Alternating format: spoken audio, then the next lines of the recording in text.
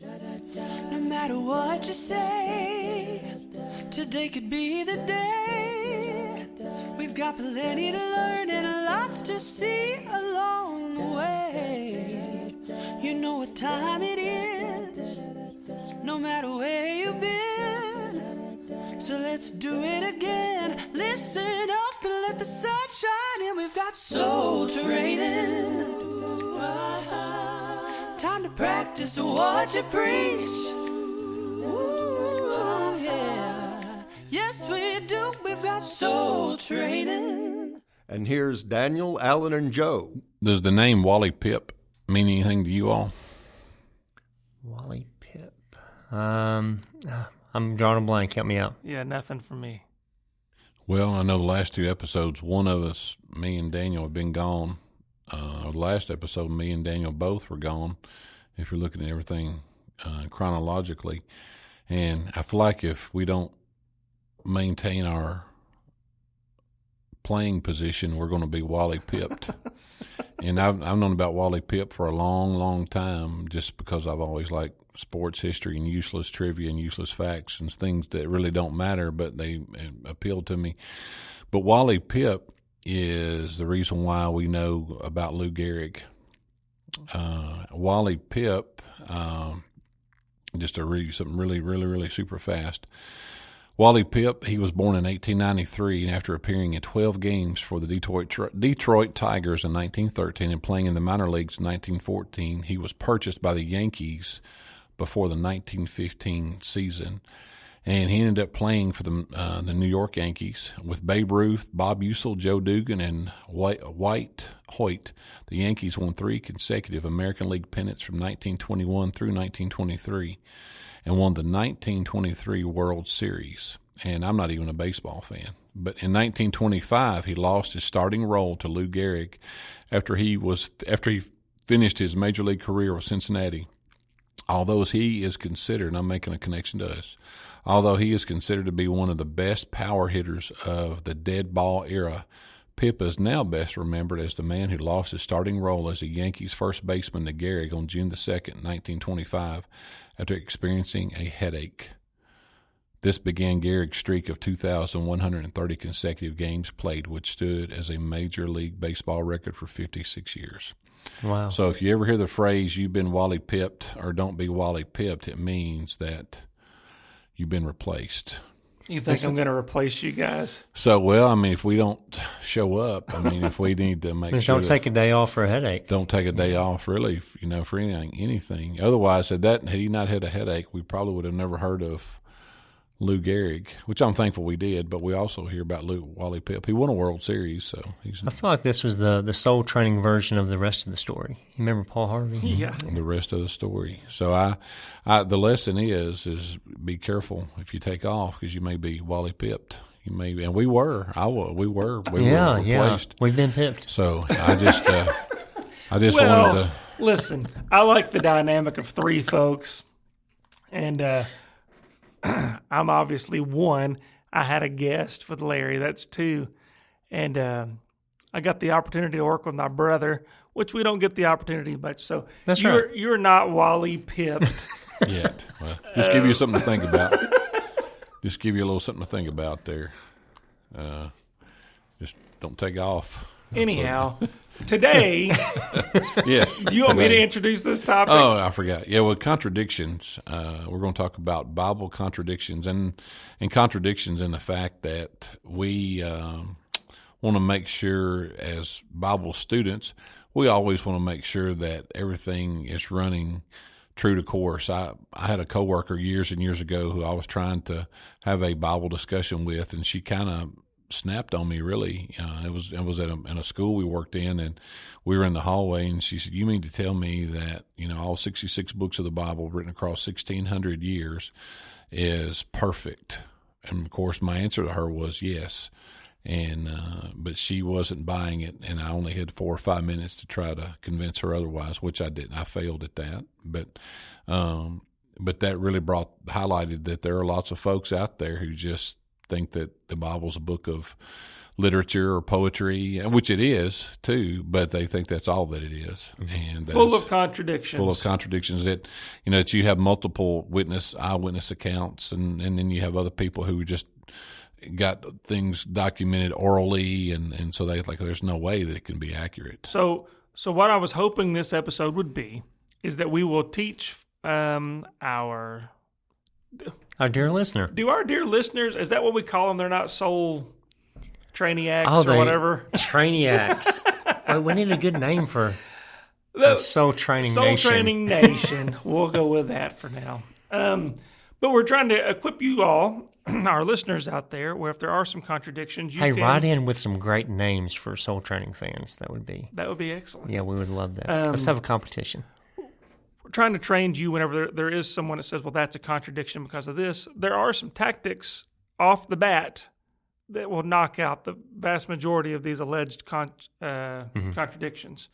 And then, later down the line, maybe a couple episodes from now, maybe we start just diving into these some of the juicier ones. Some of the juicier ones. That's right. That's what I was hoping today would be. Okay. Yeah, I mean, most of them, honestly, are not nearly as exciting as they might seem at face value because they can be easily explained away.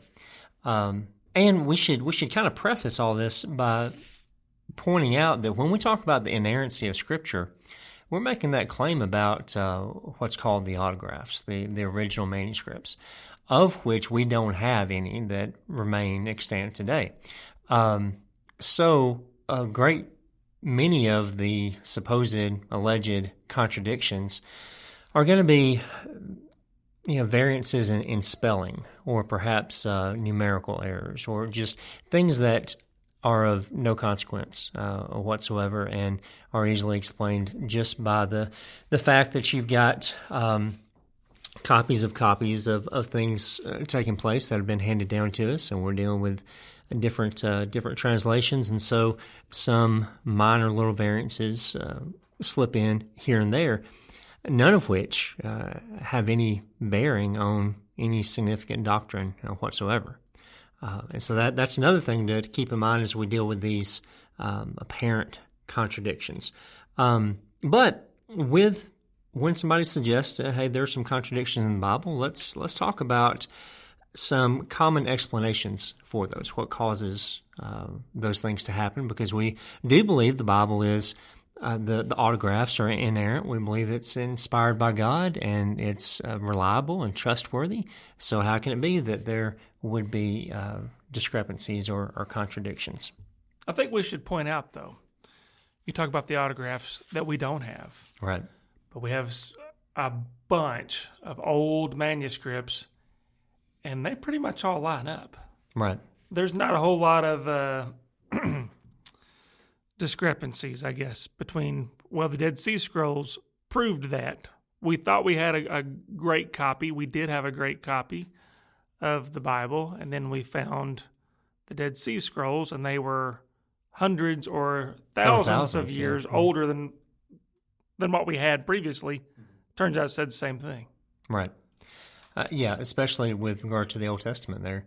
I know we did an episode on the Dead Sea Scrolls. We did. I'm pretty sure we also have done an episode or two maybe on the textual transmission, how we got the Bible, why we have confidence in the Bible, how we know we've done something with this. Bart did, how do we get the Old Testament, and then another one, how do we get the New Testament? Okay. I thought we may have even done a third one on something related to it. But anyway, so let's check the dear listener, Soul Trainiac or Soul Train Nation, whatever. I distracted myself thinking of names. Check the back catalog and see some of those things. But specifically today, we're talking about the apparent contradictions. So a lot of times when you're dealing with an apparent contradiction, one thing we should point out is that an abbreviation or an omission are not a contradiction. A lot of times what you're getting is supplementary information. Like you already made allusion to the fact, I think you mentioned the Gerasene demoniacs with Legion, where what is it? Matthew's account says Well, that was two of them. that was before we started recording, but yeah. Okay. Well, my fault.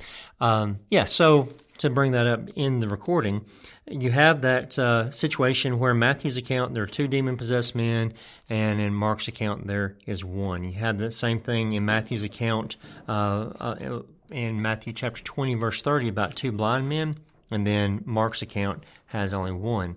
Luke shows 2 angels at the tomb, where Mark has only 1 at the tomb. Are these contradictions because Mark left out the additional individuals, or did Matthew and Luke add individuals to it? What's the deal here? And I would suggest that supplementary information there is not at all a contradiction. Mark simply could have chosen to highlight the one character that was more dominant or most relevant to the narrative that he's sharing. For whatever reason, chose not to share the other. That he didn't say that there wasn't another man there that was demon possessed. He just said he mentions the one. We might think about like let's say I made 2 statements on different occasions. Sometime I say to you, my office has a window, so I saw you walking up the sidewalk. And another occasion, you might hear me say, my office has 4 windows in it, so I like to keep some Windex in the office to clean off all that glass every once in a while. Oh, did I contradict myself just then? Does my office have 1 window or 4 windows? It has 4 windows, which includes 1 window. Which includes 1 window, exactly. I just, for the first, in the first example, I didn't need to mention the 4 windows. My point was I could see out of my office to see you walking down the sidewalk. So mentioning I've got a window was sufficient to make that point. In the second illustration, I'm talking about how much glass there is in my office, and so I would emphasize that there's 4 windows there. So what you're trying to emphasize has some bearing on what details you might include and how expansive those details might be. Does that make sense? Yeah, there was another analogy I heard one time about baking a cake. You guys heard that one? Oh, man. You're going to make me butcher it right here on Go for it. On the air. Well, you can edit it later. You're the edit master. Yeah. That's going to be more trouble than it's worth. I'm just going to go for it. So, yeah, to bake a cake, you will take your flour and your eggs and your sugar, mix it together, throw it in the oven until it's done. Or you can take 2 eggs, however much flour, 1.5 cups of flour, this much sugar, put in the oven for 2 hours. Or you can do those things and put it in the oven for 2 hours at 300 degrees. Anybody out there that's a baker knows I don't bake cakes at this point now, but that's the analogy I've always heard too. Okay, yeah, that makes sense. I was just going to think about, the writers of the Bible are what? They're human. Mm-hmm. And so they're going to write, obviously inspired, but from a human perspective too. So the way that they maybe would craft or shape a word would be a little not just totally robotic.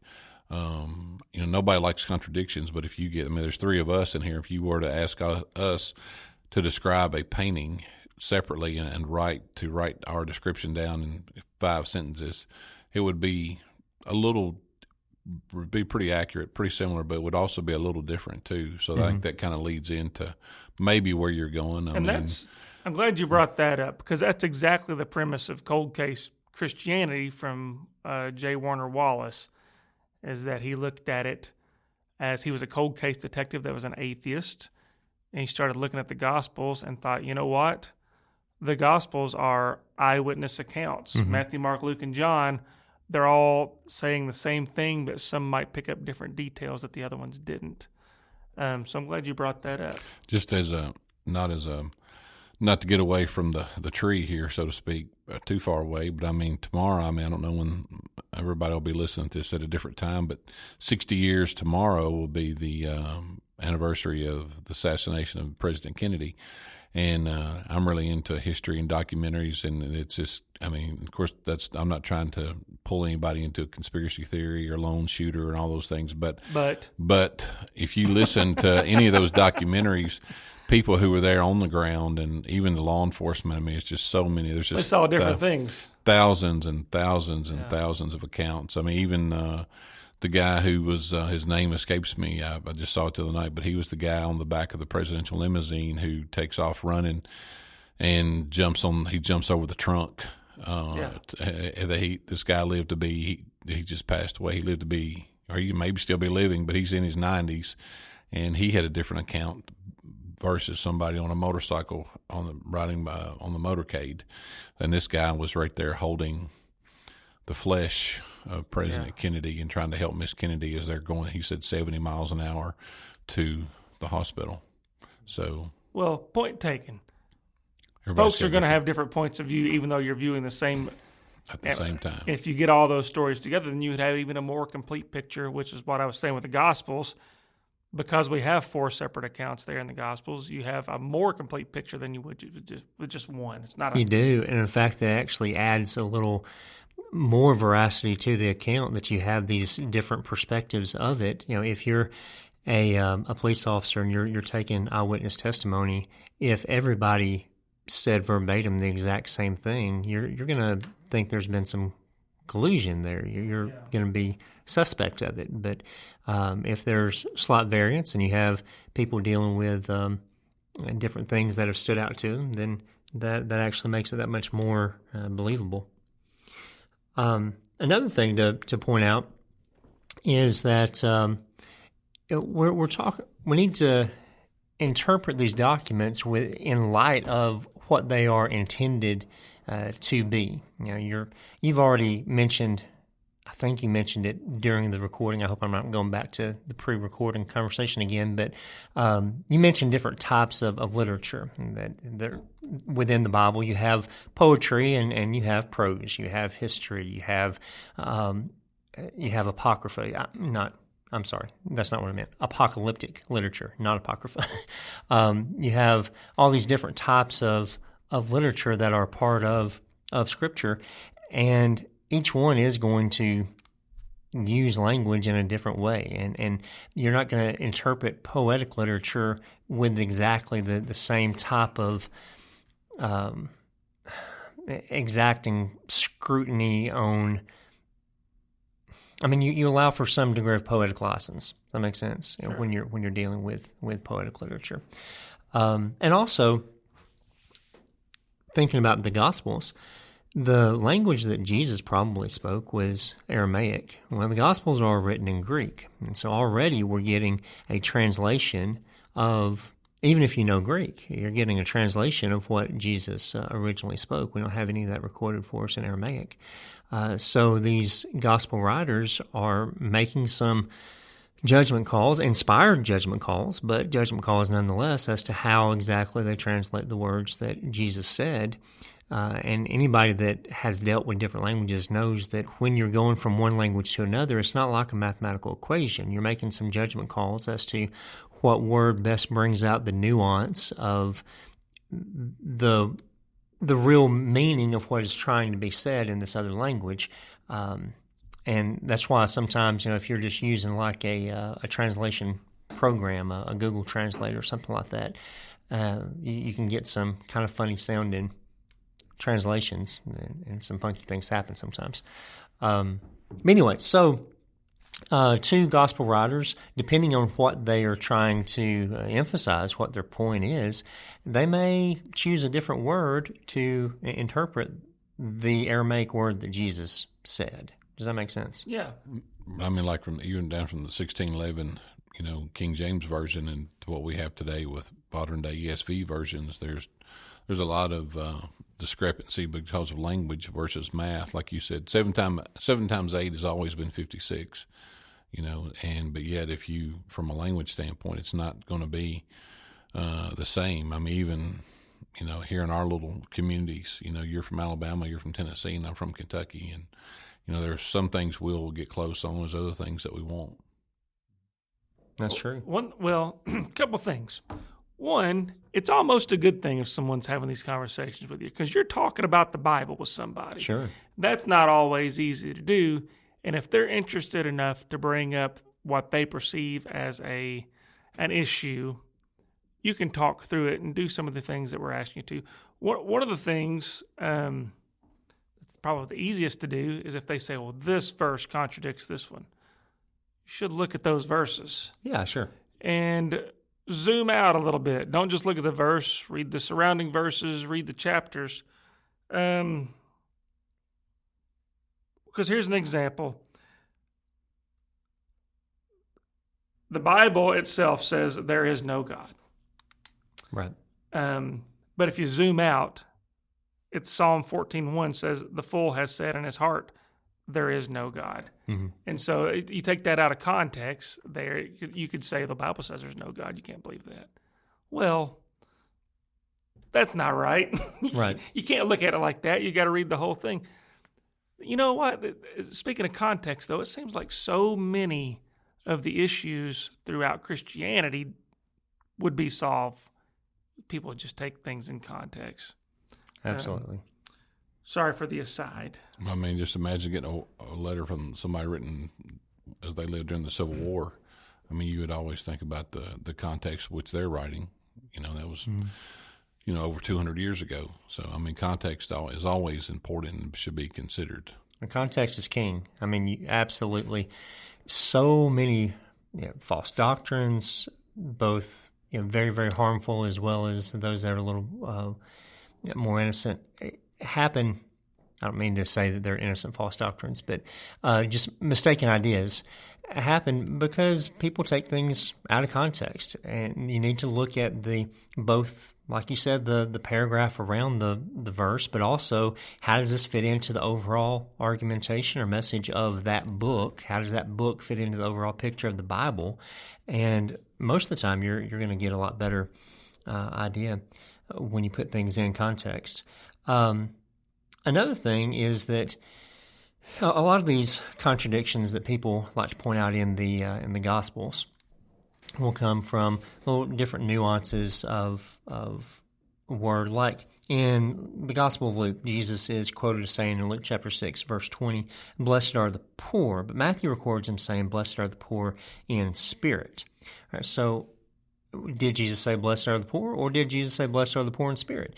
Did Matthew feel the need to add some clarification to emphasize a theological type of poverty here?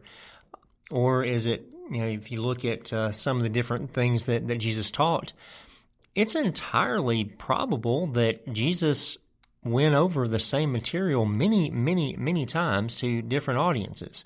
And so the Bible writers could have been, paraphrasing from different occasions, and just because you might have it phrased, the same basic message phrased in a little bit different ways, is not any kind of contradiction. Anything else y'all have on that? You're on a roll. Keep going, Daniel. Okay.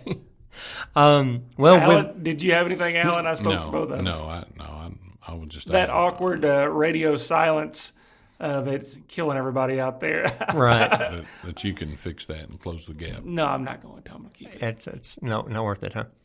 That's right. Well, let's also mention that the problem of chronology is, especially with the Gospels, trying to set out a chronological order of events can be really tricky when you're trying to harmonize the Gospels, because chronology wasn't necessarily the goal of the Gospel writers. They all generally proceed from Jesus' birth to his death and resurrection, but that time in between, there's not necessarily a great effort made to keep things in strict chronological order. Things happen sort of episodic. They're just, it's like, and then there's that time that Jesus did this, and then he said that, and then there's that time that the Pharisees came and asked him this, and a lot of times the material is kind of arranged topically more so than it is a strict chronology. So understanding that they're not all necessarily trying to keep things in strict chronological order helps us to not get too bent out of shape when something appears seems to appear at one point in Jesus' ministry in this gospel, and it seems to appear at a different point in that gospel. That combined with the fact that Jesus probably taught the same things on many different occasions, and similar things happened at different times. Do you have an example of where that happened in the Gospels, where maybe one lesson is mentioned earlier in one book and a little bit later in a second book? In another book? Yeah. Well, for example, how many times did Jesus clean out the temple? In John's account, that happens at the beginning of his ministry. In the other Gospels, that happens at the end of his ministry. So, is there a chronological problem? Did he only do it once? And if he only did it once, did it happen at the beginning or at the end? Or did he do it on two separate occasions? Now, I actually tend to believe that he did it twice, once at the beginning and once at the end. But my faith wouldn't be devastated if I find out that he did only do it once. But you do have things like that take place. I don't know if that was helpful or not. Yeah. So you get these similar events happening in similar settings and stuff like that. How were the disciples called? Probably there was a process to it. In John's account, you've got Andrew going and finding Peter and bringing Peter, but in other accounts, you have Jesus seeing Andrew and Peter, fishing, and he calls them directly, from the fishing boat to following him. Is one accurate, or is there a discrepancy? I would tend to think that, again, it's supplemental information, and that both things happened as a part of their being exposed to Jesus, and probably they had some exposure to Jesus before that moment when Jesus says, hey, drop your nets and follow me right now. So you have that maybe John's account of Andrew bringing Peter shows you how Peter first met Jesus, but then the accounts where Jesus sees them fishing and calls them, that's that moment where they actually have to make that decision to leave behind their previous life and follow him. Okay. We're getting close to the end, fellas. Is there anything, any last techniques or any last points that we need to make before we wrap things up? Just remember that differences are not necessarily contradictions. And you're going to... Everybody's coming at it from some point of bias. I tend to be biased in favor of the gospel, in favor of the Bible. I understand that. So if there's something I find difficult to explain, I'm going to give the Bible the benefit of the doubt. Somebody else coming to it from a different perspective may not. You're given the benefit of the doubt to somebody, to some way or the other. And I think there's enough that the Bible gives us good reason to believe it and trust it and value it and follow it, that if there is something that comes along the way that I may not have the perfect answer for, I have enough faith to believe that there is an answer there, and I will figure it out at some point if I need to know it. You can continue the study. Continue to study. Like I said earlier, if someone's coming to you, I mean, a lot of times they're going to be kind of in an accusatory type of situation here. But if they're willing to talk Bible, you don't know what can come out of that. Exactly. You just don't want to get caught in a loop where you're believing your doubts and doubting your beliefs. Yeah. Alan, I see you writing with your Mont Blanc. Did I say that right? No. 2 Timothy chapter 1, verse 8, therefore do not be ashamed of the testimony of our Lord, nor of me, his prisoner, but share with me in the sufferings for the gospel according to the power of God. So not be ashamed of the gospel, what you just said, not be ashamed to have a Bible discussion, not be ashamed to step out on a limb and be uncomfortable, even if you don't know the answer. I don't know.